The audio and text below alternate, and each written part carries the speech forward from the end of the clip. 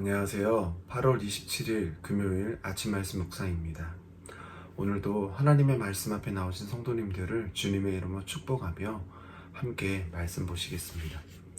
오늘 우리에게 주신 하나님의 말씀은 데살로니가전서 4장 1절에서 12절의 말씀입니다. 제가 읽어드리겠습니다. 그러므로 형제들아, 우리가 끝으로 주 예수 안에서 너에게 구하고 권면하노니 너희가 마땅히 어떻게 행하며 하나님을 기쁘시게 할 수 있는지를 우리에게 배웠으니 곧 너희가 행한 바라 더욱 많이 힘쓰라.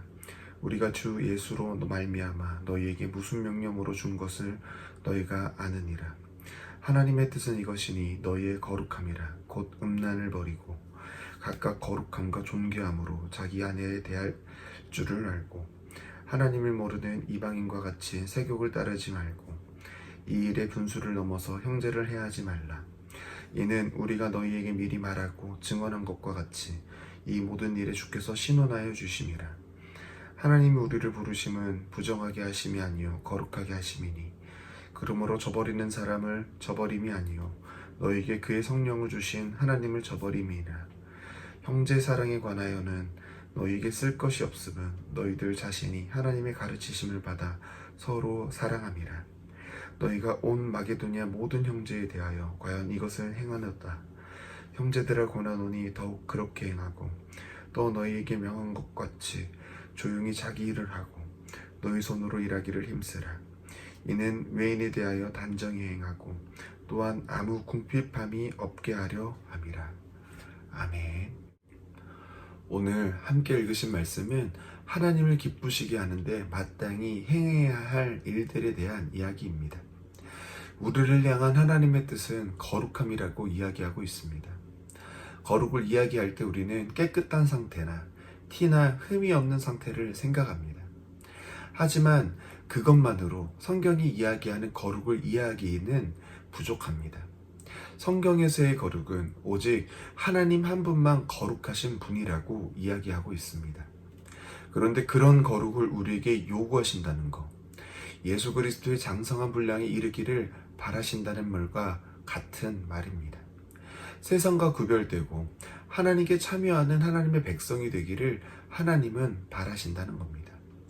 이런 거룩을 위해 오늘 본문은 가장 먼저 음란을 버리라고 이야기하고 있습니다. 그리고 이어서 자기의 아내를 대할 때 거룩함과 존귀함으로 대하고 이방인과 같이 세욕을 따르지 말라고 이야기하고 있습니다. 즉 거룩을 이야기할 때 성에 대해서 가장 먼저 이야기하는 겁니다. 이렇게 거룩을 이야기할 때 성을 가지고 이야기하는 건 여기뿐만이 아니라 레위기에서도 나오는 이야기입니다.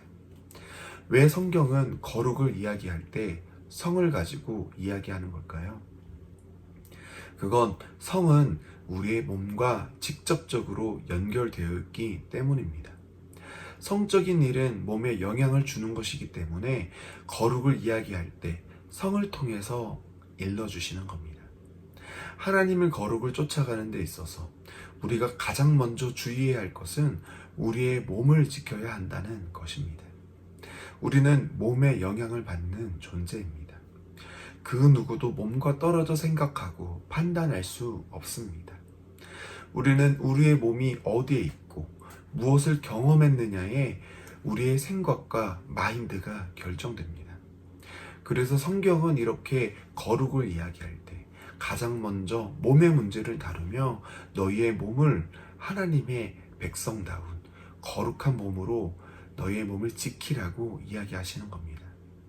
그리고 6절부터는 우리에게 분수를 넘어서 형제를 해하지 말라고 이야기하고 있습니다. 분수를 넘어서라는 것은 권위를 넘어서라고도 볼 수 있습니다. 너희에게 허락한 권위를 넘어서 형제를 해하지 말라는 겁니다. 여기서 형제를 해하지 말라고 했다는 건 분명 형제가 어떤 잘못을 저질렀다는 겁니다. 그렇기 때문에 해하려 하는 겁니다. 하지만 하나님은 하나님께서 허락하신 권위를 넘어서는 그 일을 하지 말라고 하십니다. 왜 그럴까요? 이건 주권자를 인정하라는 겁니다. 우리의 주권자는 하나님 한 분이십니다. 우리는 주권자를 넘어서면은 안 되는 겁니다. 그렇다는 건 나의 주권자가 하나님이시듯 형제의 주권자도 하나님이십니다.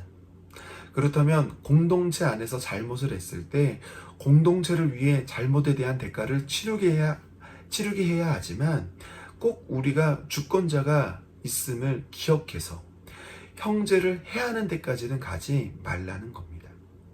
하나님은 우리의 인생 전부를 보십니다. 우리 형제가 지금 잠깐 잘못하고 하나님께서 친히 그를 다루셔서 나중에 회개하고 다시 돌아올 수도 있는데 우리가 그 형제를 해함으로 그 기회가 없어질 수 있는 걸 성경은 경계하라는 겁니다. 너희가 만약 하나님을 믿는다면 주권자가 나를 다스리시는 것처럼 그도 다스리고 계신다는 걸 기억하여서 믿고 기다리라는 말입니다. 그리고 마지막으로 9절에 서로 사랑함에 대해 이야기하고 있습니다. 그 일을 지금 잘하고 있다고 칭찬하고 있습니다. 공동체 안에 서로 사랑함이 있음은 분명 칭찬받을 만한 일입니다. 그런데 여기의 사랑은 세상 사람들이 아는 그런 사랑과는 다른 사랑입니다. 기준이 분명한 사랑입니다. 우리의 기준이 누구입니까? 예수 그리스도입니다. 예수님은 제자들에게 내가 너희를 사랑한 것 같이 너희도 서로 사랑하라고 하셨습니다. 그러면 세상이 너희가 예수님의 제자인 줄 알 것이라고 하셨습니다. 그렇다면 지금 데살로니가전서 성도들이 하는 이 사랑은 단순한 사랑이 아니라 예수님의 사랑을 알아. 그 사랑으로 서로를 사랑한다는 겁니다. 예수님의 제자됨을 보여주는 사랑이라는 겁니다.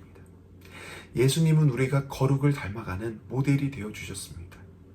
거룩은 오직 하나님 한 분만 거룩하신데 우리는 하나님을 볼 수 없습니다. 그래서 하나님께서는 예수 그리스도를 보내셨습니다.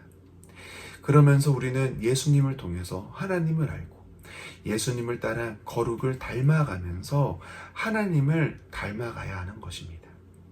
우리 성도님들께서도 오늘 말씀에 귀를 기울이심으로 날마다 거룩을 이뤄가시기를 바랍니다. 몸을 지키는 싸움을 하시고 하나님의 주권을 인정하시고 그리고 예수님이 우리를 사랑하시는 것처럼 우리 이웃을 사랑하심으로 매일의 그 삶 가운데에 거룩의 발자국이 남겨져 가기를 간절히 바라며 오늘 말씀을 마치도록 하겠습니다. 함께 기도하시겠습니다. 사랑의 주님 감사합니다. 저희들 오늘 말씀처럼 하나님의 거룩을 담기를 소원합니다. 우리의 삶에 하나님의 거룩이 심겨지기를 원합니다. 하지만 주님 저희 안에 연약한 부분이 하나님의 거룩을 닮아가지 못하게 할 때가 너무 많이 있습니다. 주님 저희들을 불쌍히 여기셔서 우리에게 하나님의 거룩을 닮아갈 수 있는 지혜를 허락하여 주시옵소서. 우리에게 허락하신 매일의 일상에 우리의 몸과 마음을 지키게 하시고 우리에게 붙여준 자들에게 하나님의 사랑을 보이게 하시고 주님의 주권을 인정하는 그런 거룩한 하나님의 백성이 되게 하여 주시옵소서. 오늘 하루도 주님과 동행함으로 거룩의 흔적이 우리의 발걸음 가운데에 남아있기를 간절히 소망하오며 이 모든 기도 사랑과 은혜가 많으신 예수님의 이름으로 기도 올려 드립니다. 아멘.